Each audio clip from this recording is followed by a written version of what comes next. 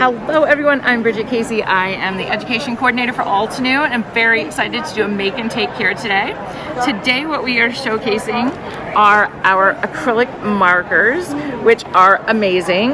They have a beautiful, nice tip, gorgeous, vibrant color. They dry very quickly.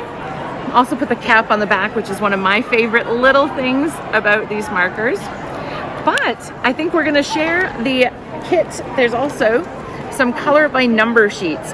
So if you don't feel like you could draw a flower, we've taken care of that for you. In this pack, you get 12 sheets. There are 6 designs. So they have also some guide sheets that help you for each, and it lists the number and the color of the markers.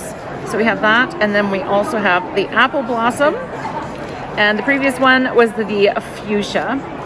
This one is the calla lily, so pretty. And these are just ideas. You can go wild and pick your own colors. And we have the magnolia, of course, a beautiful magnolia. We have the tulips, which are absolutely stunning. And then the final one we have in this kit are the blue, the poppies. So again, colors listed over here, but you can go wild. And then this is one. They also have no line, because this was the no line one. So you see no black marks on there, and you just color it in. I colored the background here with the Pacific blue marker. And so you have the image and then you can fill in the back, or you could fussy cut it and pop it up on a card. Totally options.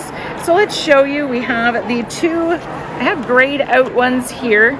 So these are gray lines. We also have the black lines.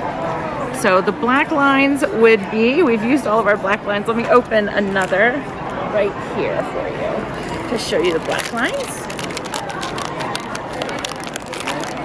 And it's great because the color guide gives you a place to start, but you don't have to use the color guide necessarily.